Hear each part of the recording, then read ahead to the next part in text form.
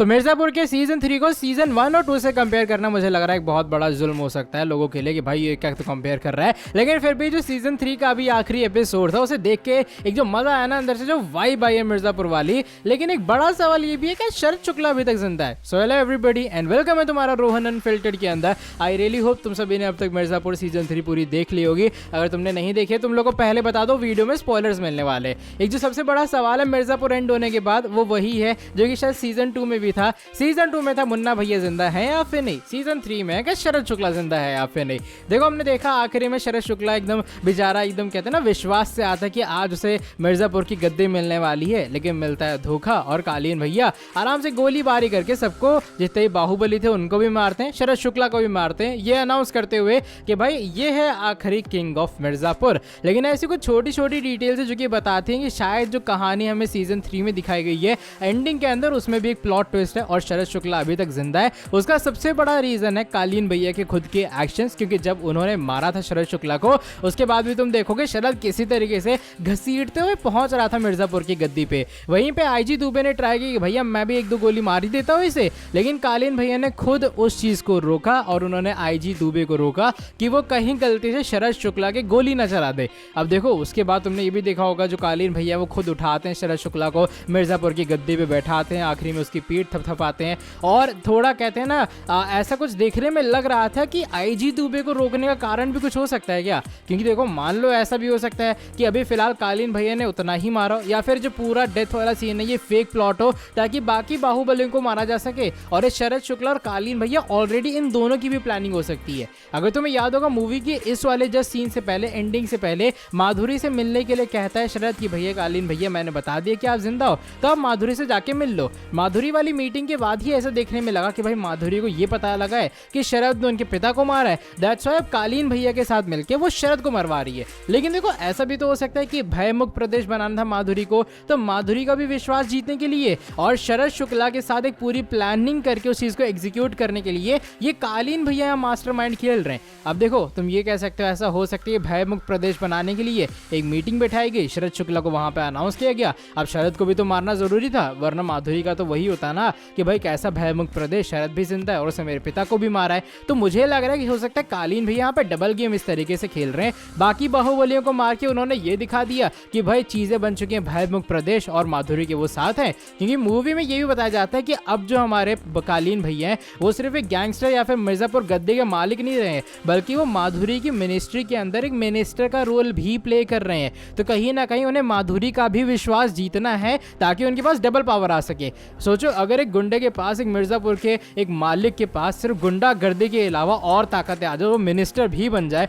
तो उससे ज्यादा अच्छी बात क्या हो सकती है। तो कालीन भैया मास्टरमाइंड यहाँ पर ये खेल सकते हैं कि शरद का भी जो एक कहते हैं ना वादा उन्होंने किया था मैं तुम्हें गद्दी पे बैठाऊंगा, तो वो फेक डेथ प्लॉट सीन करके अब वो माधुरी को ये दिखा सकते हैं कि भाई मैंने सभी बाहुबलियों को भी मार दिए और मैंने शरद को भी मार दिया क्योंकि उसने तुम्हारे पिता को मारा था। तो कालीन भैया मास्टरमाइंड गेम खेल सकते हैं पूरे इस सीन को बचाने के लिए। और शायद सीजन 4 के अंदर तुम्हें शरद शुक्ला स्टिल अलाइव भी सुनने के लिए मिल सकता है, क्योंकि कालीन भैया को वहां बचा लिया गया। और इवन अगर तुम देखोगे तो ध्यान से तो ऐसा कुछ एंडिंग दिखाई नहीं गई है कि भाई ये तो इंसान मर चुका है और उसके बाद वहां से कालीन भैया और आईजी दुबे वगैरह सब चले जाते हैं। उसके बाद ऐसा भी कुछ नहीं दिखाया गया कि भैया सीएम जी ने ये भी अनाउंस कर दिया माधुरी ने आके कि अब भयमुक्त प्रदेश बन चुका है, सबके सब गैंगस्टर खत्म हो चुके हैं। अभी तक ये अनाउंसमेंट भी नहीं हुई है। तो ये सारे प्लॉट अगर तुम डॉट्स कनेक्ट करोगे तो ये चीज बताती है कि शरद शुक्ला का जिंदा होना अभी तक एक पॉसिबिलिटी है। अच्छा एक और बात है, तुम खुद सोचो कि कालीन भैया इतने सालों से मिर्जापुर चला रहे हैं या फिर वो इतने बड़े गैंगस्टर हैं, वो इतने बड़े बाहुबल हैं, तो तुम्हें क्या लगता है कि वो एक सीएम के कहने पे, माधुरी के कहने पे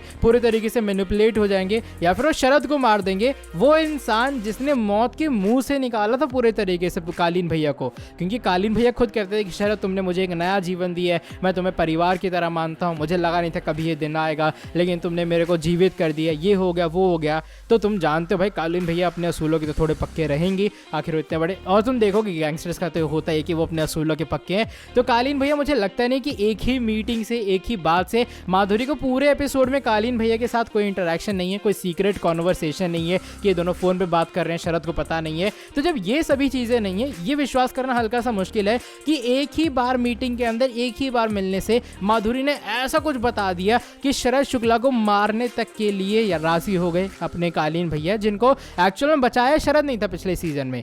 अच्छा, एक और चीज़ ये भी यहाँ पर जो कि थोड़ी नोट करने वाली है, फिर थोड़ी पॉइंट आउट करने वाली है, जैसे मैंने कहा भी वीडियो की स्टार्टिंग में कि जब शरद ने कहा था कालीन भैया को मिलने से माधुरी से कि भाई माधुरी मिल लो जाके, आई मीन माधुरी से आप मिल ले जाके, क्योंकि मैंने माधुरी को बता दिया कि आप जिंदा हैं। तो यहाँ पर कालीन भैया ने खुद कहा था कि क्या तुम उस पर विश्वास कर सकते हो, क्योंकि पिछले 2 सीजन में हमने ये देखा है कि माधुरी पे ज़्यादा कुछ खास विश्वास है नहीं कालीन भैया को। तो तुम्हें लगता है कि एक सीएम के कहने पे कालीन भैया शरद को मार देंगे, उस इंसान को जिसने बचाया था उन्हें? चलो ये तो कुछ अभी फिलहाल प्लॉट्स हैं, थ्योरीज है फैंस की, जो कि बताते हैं कि शायद कहीं ना कहीं थोड़ा सा चांस है कि सीजन 4 की जो ओपनिंग है या फिर सीजन 4 के बीच में शरद शुक्ला एक बार फिर से एंट्री करेगा। और पता है, अगर मैं जनरली कहूँ तो सुनने में भी अजीब लग रहा है कि एक कैरेक्टर जो कि शरद शुक्ला नाम का बिल्ड किया पूरा मिर्जापुर सीजन 3 के अंदर 1 से लेकर 10 एपिसोड तक, क्योंकि तुम देखोगे पूरा शो या फिर पूरा ये जो सीजन है वो उसी को लेकर सेंट्रलाइज था। तो मेकर्स का आखिरी में उस इंसान को मार देना जो कि कहीं ना कहीं शो को थोड़ा एक और लेवल ऊपर ले जा सकता था, वो सुनने में और कहने में थोड़ा वियर्ड भी लगता है।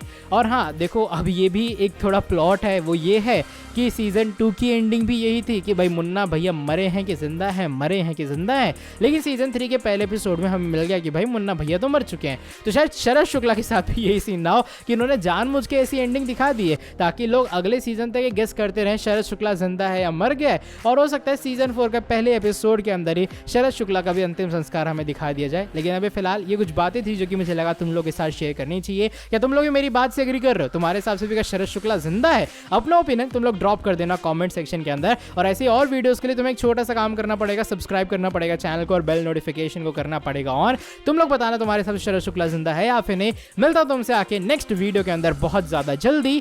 Till then bye bye, take care.